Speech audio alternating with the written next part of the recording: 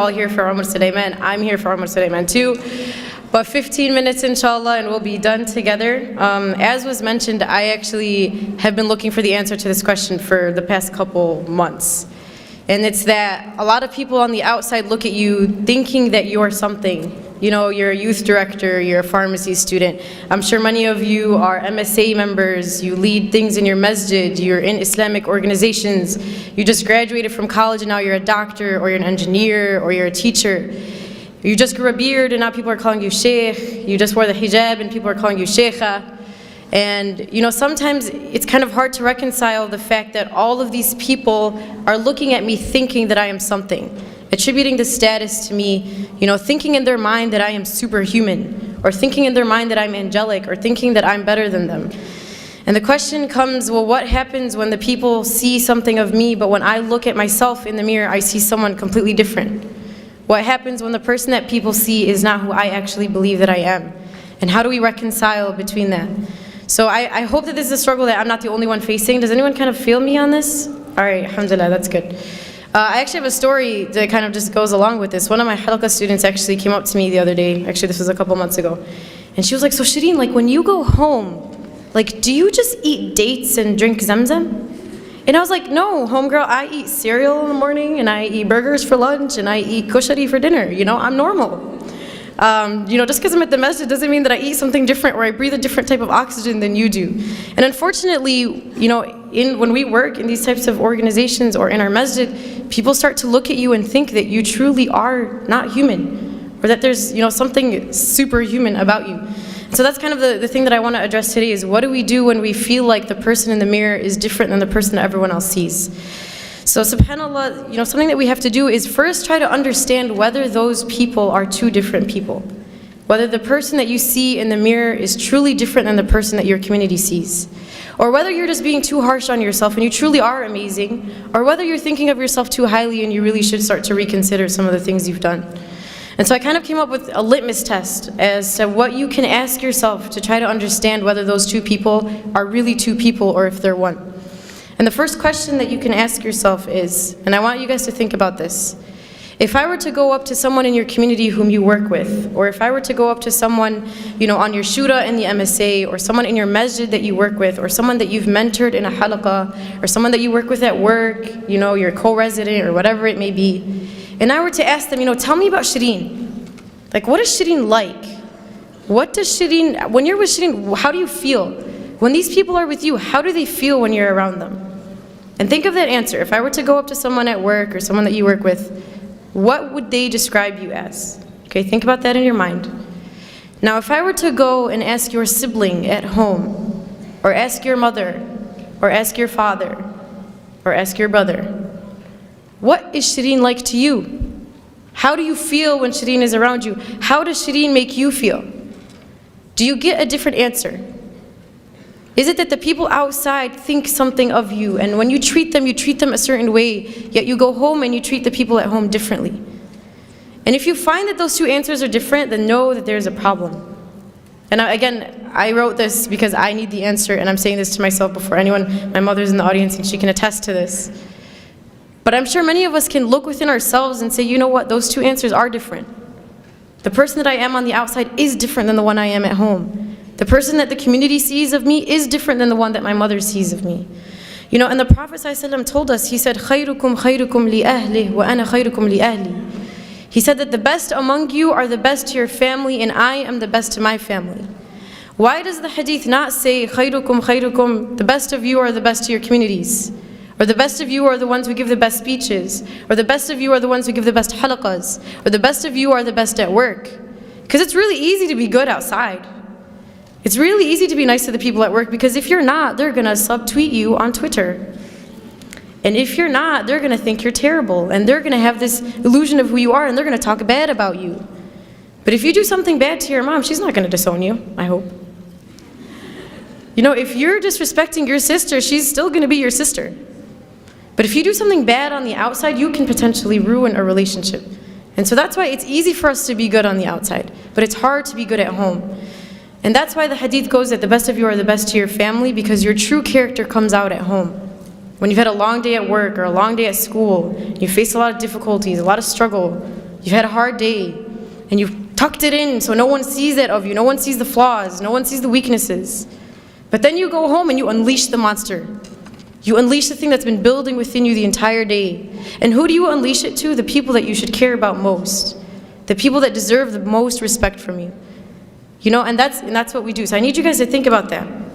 And Aisha radiallahu anha was asked about the Prophet ﷺ. She was asked, you know, we know that the Prophet ﷺ on the outside is amazing. Tell us about what he's like at home.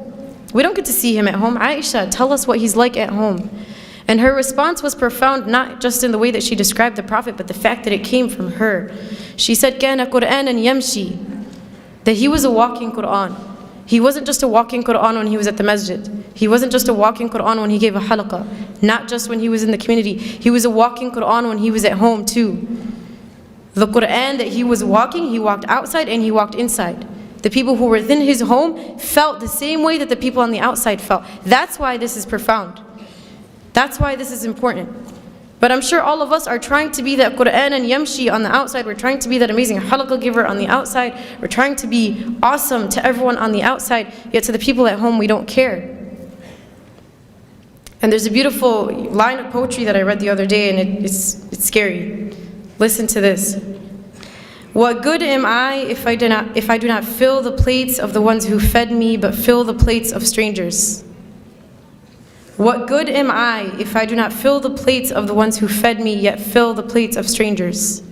What good are you if the one who raised you doesn't see anything from what she's raised you with? What good are you as the one who fed you doesn't see any of the fruits of what she's taught you? The one who spent her blood, sweat, and tears on you for 20, 30 years. And the one who is the reason as to why you are who you are today. The one who helped you get there. Yet as soon as we get our degree, as soon as we can speak, as soon as we're something to the community, we forget about everyone who taught us. We forget about the people who made us who we are. So that's the first question you want to ask yourself. What does your public self look like? Versus what does your family see of you? What do the people in the community see? Versus what does your mother see? And what do your siblings see? And the second question that I want you guys to think of, and again, I'm talking to myself before anyone here, is compare what your salah looks like in the masjid, when there's a bunch of people in the congregation, versus your salah at home when the only person that can see you is Allah. When you're at the masjid, do you tend to read the longer surahs?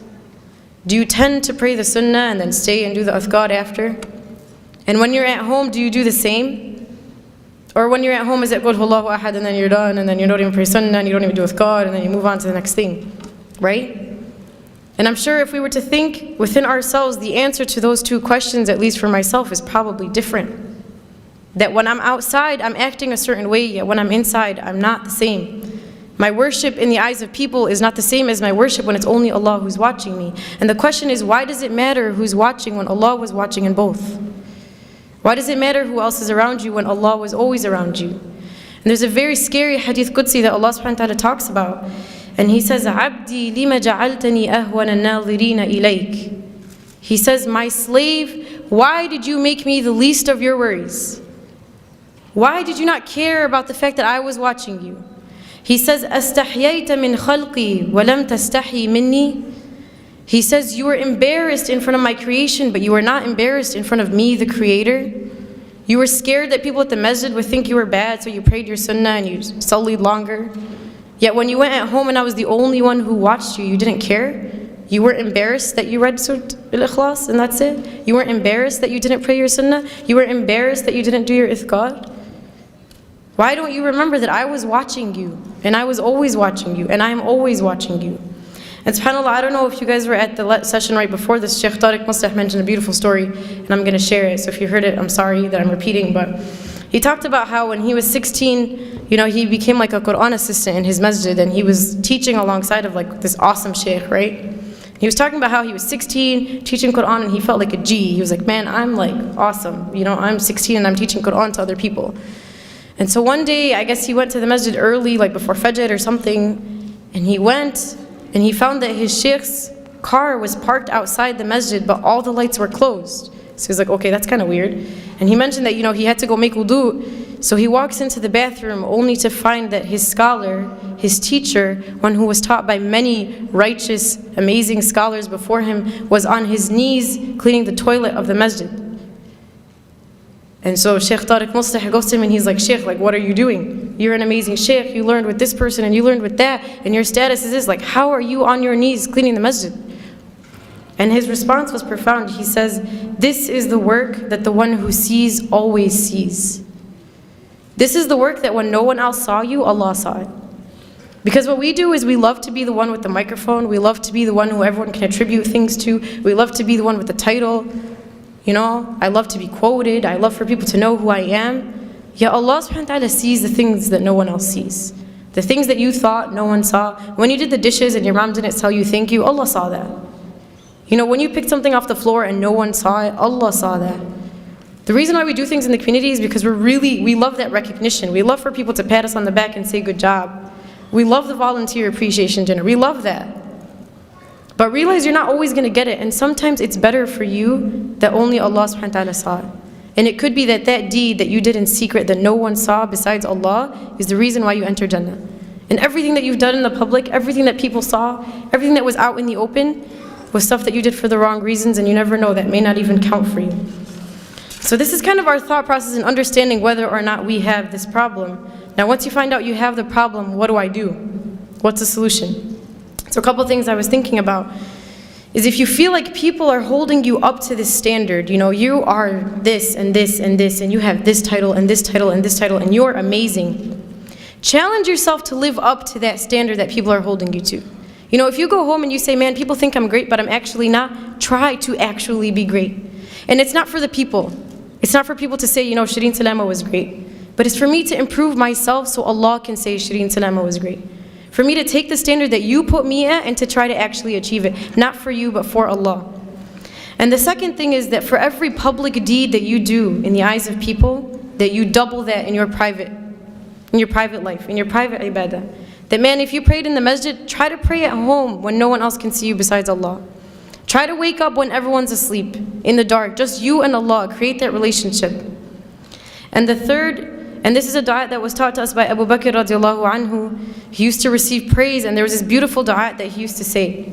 And it goes, Allahumma ghfir li ma la ya'lamun, waj'alni khayran mimma yadhunnun. Which translates to, Oh Allah, forgive me for what they do not know about me, and make me better than what they think that I am. Because it's funny, we like to cover up the fact that all of us have a hidden past. All of us have some secret, all of us have some sin, all of us have something that we've done that no one else knows. But remember that when you're being praised, that you once were in that state. Not to put yourself down, but for you to remember that Allah subhanahu wa ta'ala is the one who brought you there. And finally, and I'll conclude in reminding us that this is a journey. This by no means is something that we are going to accomplish. It's going to be a constant struggle. But at least when we die, we'll be dying on the path and struggle for the sake of Allah subhanahu wa ta'ala. So I ask Allah subhanahu wa ta'ala to make us among those who can improve upon ourselves and to make the journey to Him easy. Subhanakallahumma wa bihamdik nashhadu an la ilaha illa ant nastaghfiruka wa natubu ilayk. Assalamu alaikum wa rahmatullah.